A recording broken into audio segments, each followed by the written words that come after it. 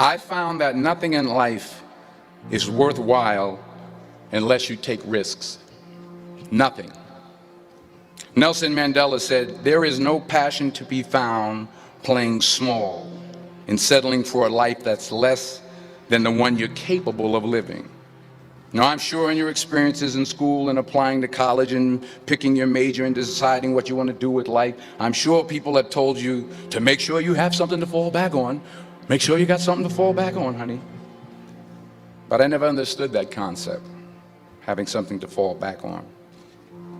If I'm going to fall, I don't want to fall back on anything except my faith.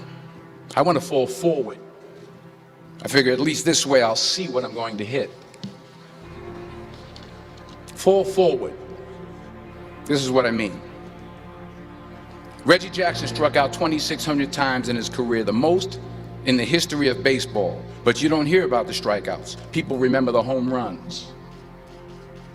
Fall forward. Thomas Edison conducted 1,000 failed experiments. Did you know that? I didn't know that. Because the 1,001st was the light bulb.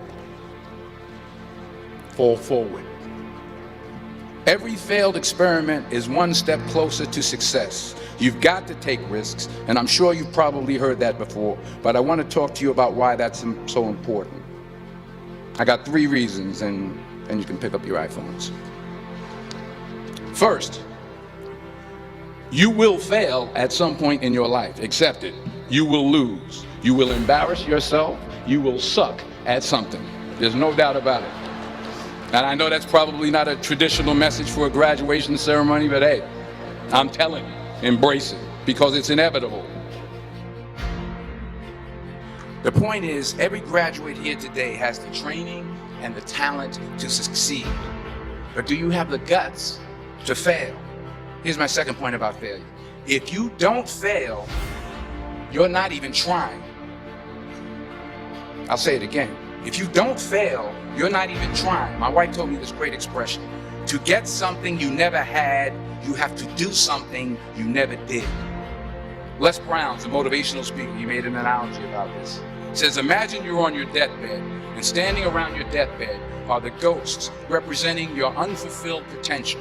The ghost of the ideas you never acted on. The ghost of the talents you didn't use. And they're standing around your bed, angry, disappointed, and upset. They say, we came to you because you could have brought us to life, they say. And now we have to go to the grave together. So I ask you today, how many ghosts are going to be around your bed when your time comes? You've invested a lot in your education, and people have invested in you. And let me tell you, the world needs your talents. Man, does it ever. I got back from South Africa. It's a beautiful country. But there are places there with terrible poverty that need help. And Africa is just the tip of the iceberg. The Middle East needs your help. Japan needs your help.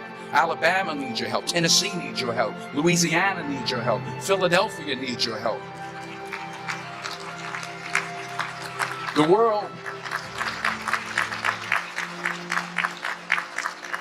world needs a lot, and we need it from you. We really do. We need it from you young people. I mean, I'm not speaking for the rest of us up here, but I know I'm getting a little grayer. We need it from you, the young people, because remember this. So you got to get out there. You got to give it everything you got, whether it's your time, your talent, your prayers, or your treasure. So the question is, what are you going to do with what you have? I'm not talking about how much you have. Some of you are business majors. Some of you are theologians, nurses, sociologists. Some of you have money. Some of you have patience. Some of you have kindness. Some of you have love. Some of you have the gift of long suffering. Whatever it is, whatever your gift is, what are you going to do with what you have? All right, now here's my last point about failure. Sometimes it's the best way to figure out where you're going. Your life will never be a straight path. I began at Fordham University as a pre-med student. I took a course called cardiac morphogenesis. I still can't say it.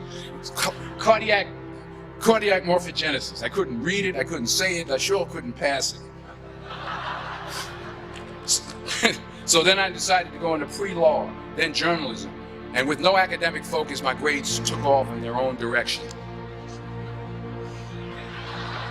Yeah, down.